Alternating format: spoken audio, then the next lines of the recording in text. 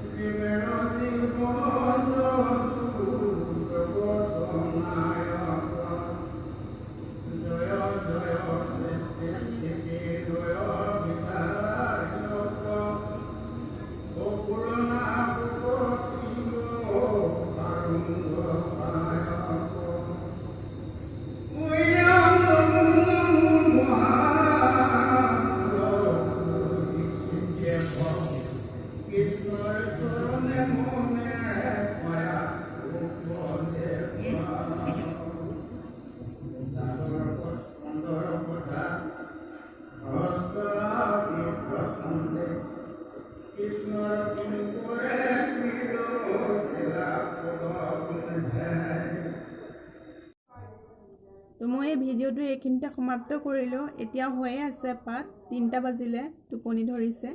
তো ঘৰত আহিয়ে মই এইখিনি ক'লোহি। আৰু যদি মোৰ এই ব্লগটো চাই ভাল লাগিছে তেনেহ'লে লাইক কমেণ্ট শ্বেয়াৰ কৰি দিব। Thank U.